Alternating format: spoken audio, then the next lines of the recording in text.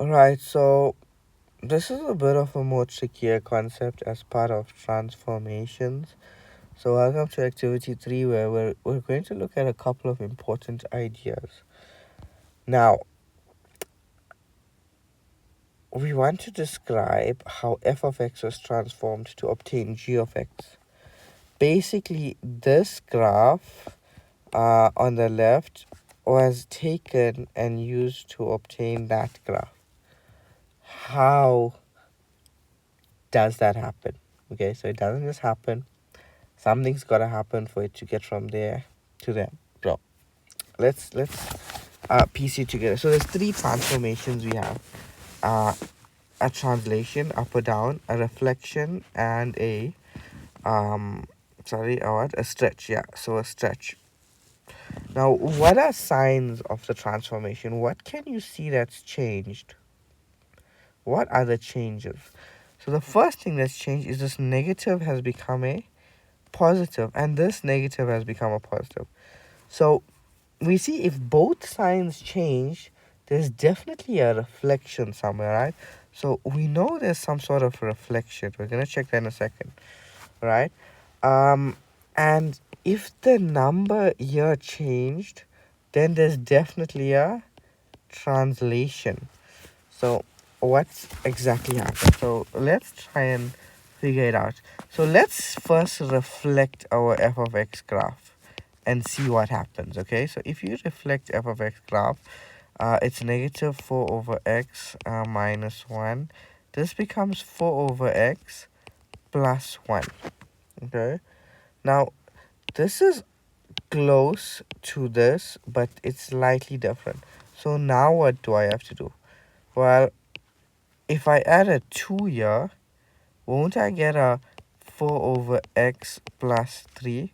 So basically a 2 needed to be added right across. So what happened here was it was reflected and translated. So first it was reflected and then translated up to units. So first the reflection was applied into the brackets to get this, and then the upwards translation of 2 units to give you the function you got here.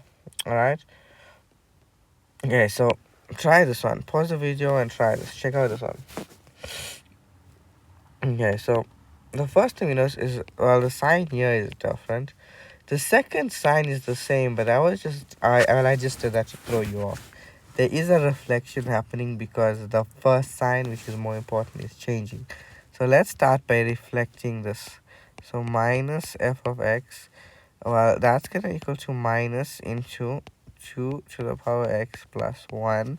So that's equal to minus 2 to the power x minus 1. Now, in order to get a plus 1 here, I'm going to have to add a plus 2. So plus 2.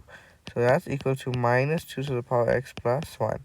And so it's again reflected and translated 2 units up, right? So it's the same answer. I'm not rewriting it. Alright, so that's fine. Now try this one. The first thing is the number here change. So we've got a stretch that's happening. So let's start with 2 times f of x. So that's equal to 2 into x squared minus 5, which is 2x squared minus 10. But how do I get a minus 2? Well, if I add 8. So this is equal to 2x squared minus 2.